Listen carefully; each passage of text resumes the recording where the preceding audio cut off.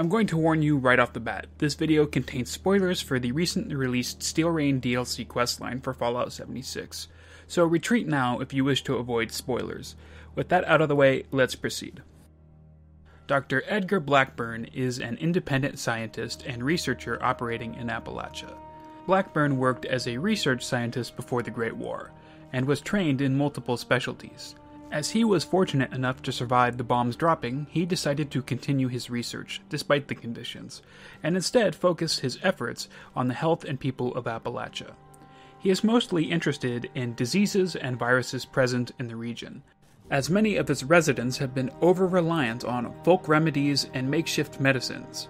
He is especially concerned by the long-term effects of radiation in the area, stating that just because it is survivable does not mean that it is safe.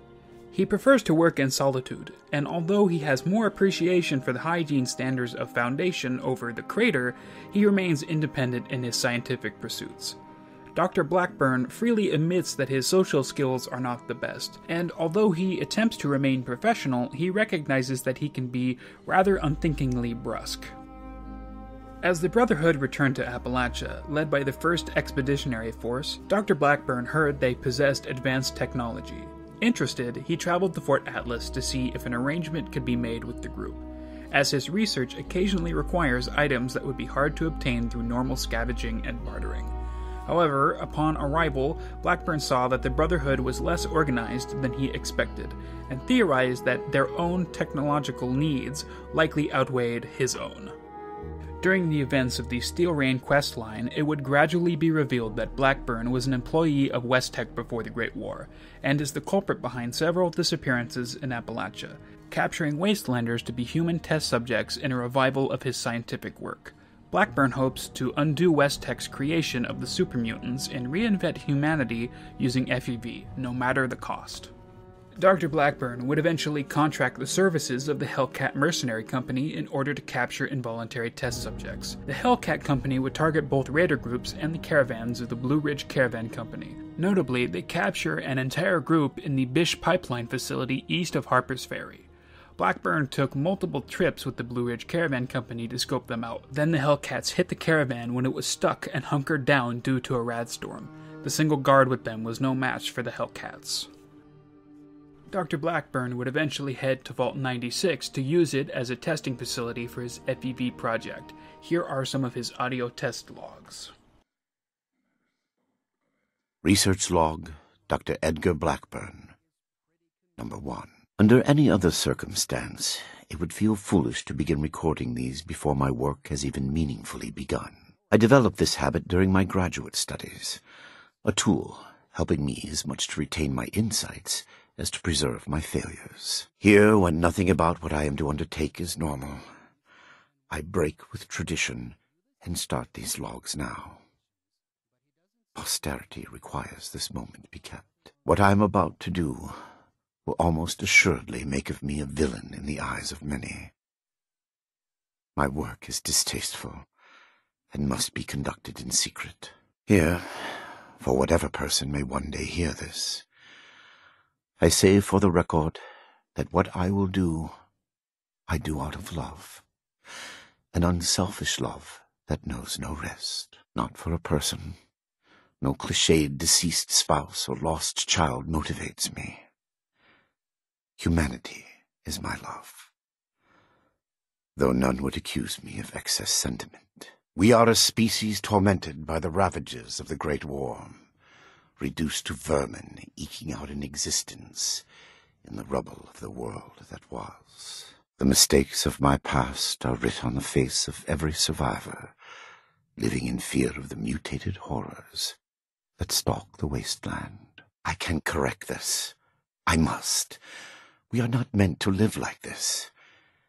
There is a way forward to free us from the horrors I created. Yet I fear the failures that lie between me and the future I see.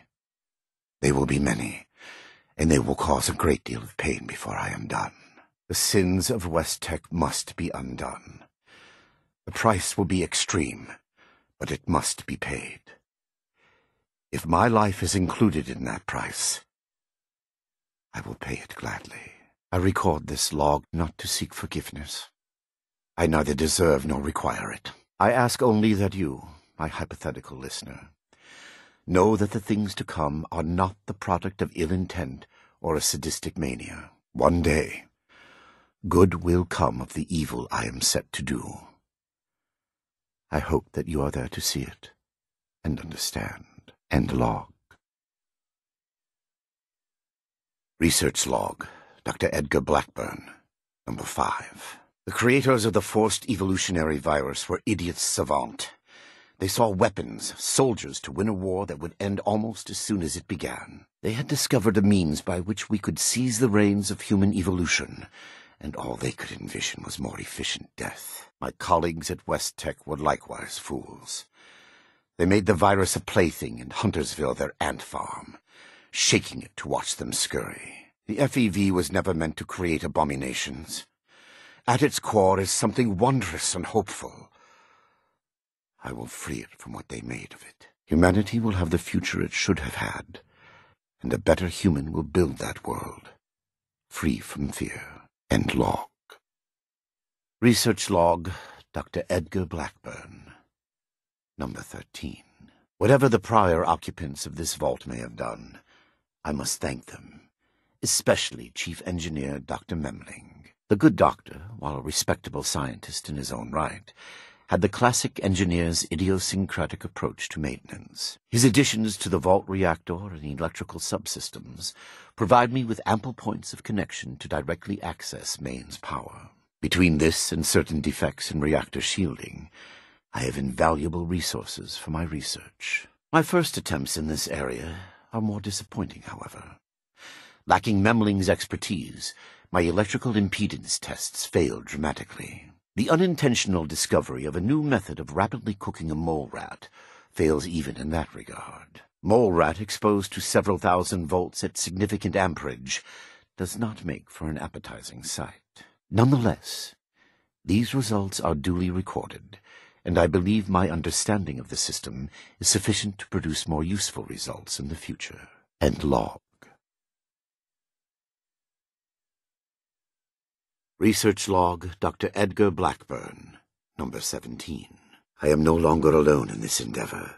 Against all odds, I have made contact with a former colleague, Dr. Farha, whom fate preserved as it did me. Dr. Farha was reluctant when I first described my aims. The testing that will be required, and the failures, give her pause. Even at university, we clashed on the ethical boundaries of research. Regardless, I have convinced her to aid me despite her doubts. I will continue to work here in Vault 96, in secrecy. Dr. Farha, meanwhile, has established a laboratory suitable for mass production. She has acquired a foundling of sorts, a young woman by the name of Nellie Wright.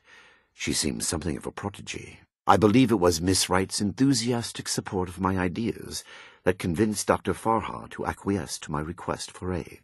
Farha has also brought in Jane. I knew him from university and our time at West Tech. This work is his chance at redemption as much as my own. End log. Research log, Dr. Edgar Blackburn, number 22.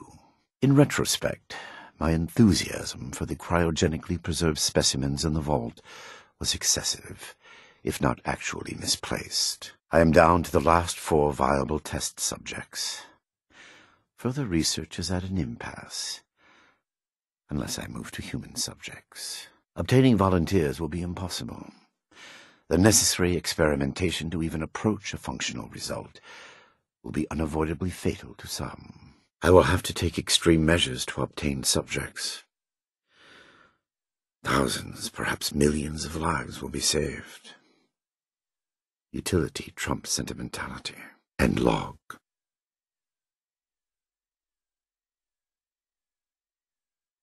Research log, Dr. Edgar Blackburn, number 38. The capture of human test subjects is itself less difficult than I imagined. The people of Appalachia are in bad need of medicine, and lone travelers are easy to approach when one is a doctor. I tell myself these acts are necessary, the work too important, and I cannot complete it without living human subjects to experiment upon. It is I compound failure upon failure. In my quiet hours I question what I have made for myself in pursuit of this goal. I began this enterprise fully cognizant of what it might take, but even with that foreknowledge, I could not comprehend the weight of it. Have I become no different from that fool Elias, a font of monsters with no humane end in sight? Am I deluded in believing myself capable of success? These moments pass. I push aside those doubts and focus on the work before me. The people of Appalachia need this. The world needs this. Let them vilify me when they learn what I have done. I will make a better future for them, even if I do not live to see it myself. And log.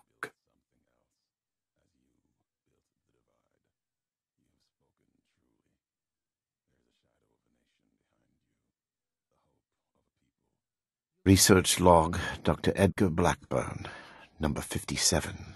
I begin to doubt my own sanity at times. My efforts, while not without progress, continue to fail to bear real fruit. The FEV seems almost deliberately malignant, as if it had a consciousness, and rejects my every attempt to bend it toward a benevolent end. I have come to recognize the signs of imminent metastasis and conversion to the so-called supermutant state. I am ill-equipped to deal with the product of such failure, and have taken to disposing of these unfortunates outside the vault itself. I regret that my current methods of disposal may, in the short term, increase the supermutant population in Appalachia, but it cannot be avoided.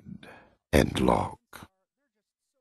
Research log, Dr. Edgar Blackburn, number 112. My work's demand for human subjects has increased dramatically as I make ground toward my ultimate goal. To this end, I have contracted with a group of mercenaries calling themselves the Hellcat Company. Trustworthy, if such a term applies here. They display a useful moral flexibility.